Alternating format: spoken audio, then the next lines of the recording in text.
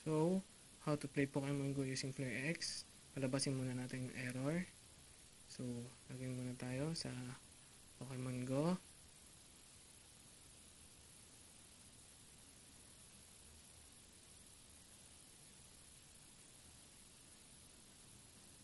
Ayan. As you can see, turn on na yung Wi-Fi ko. So, let's log into Pokemon Go.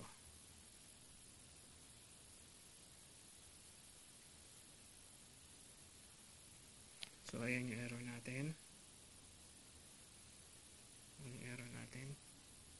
So, let's exit natin yung exit natin yung Pokemon Go.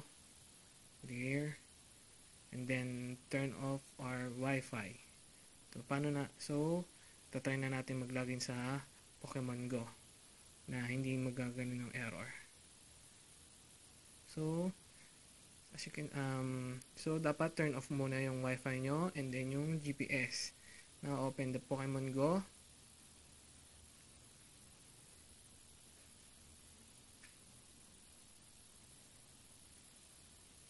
So, open yung Pokemon Go.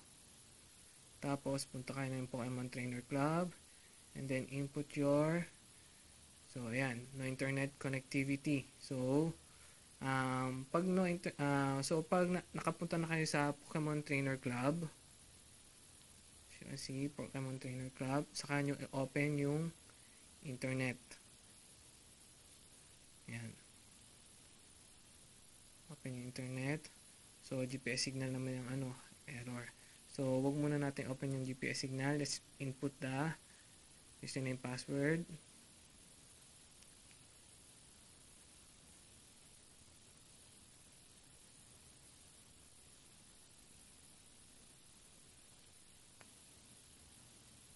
So, ayan. Na-input ko yung password. Pero, kaka-open ko pala ng Wi-Fi ko. And then, sign in. Kung muna bubuksan yung GPS signal. So, ayan. So, nakapag-login ako.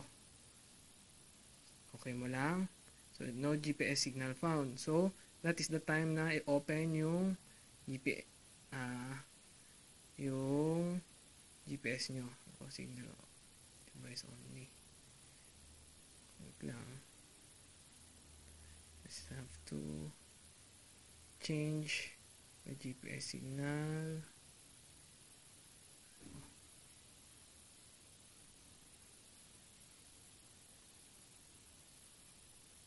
So, let's change the GPS signal to high accuracy. So, turn on na yung GPS signal natin.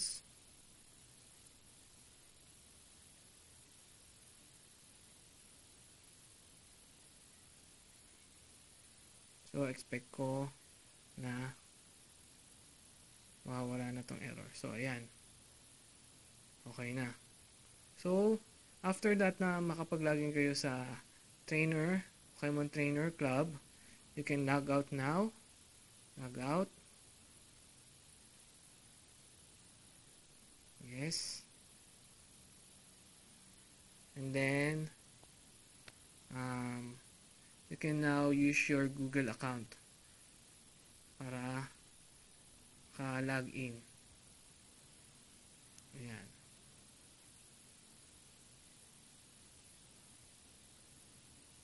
So, ayan. Okay. So, ayan. Ka-log in na ako. Yun lang. Kasi nasa probinsya ako kaya walang Pokemon, no sightings. So, that is how you log in to your Google account in your Pokemon Go.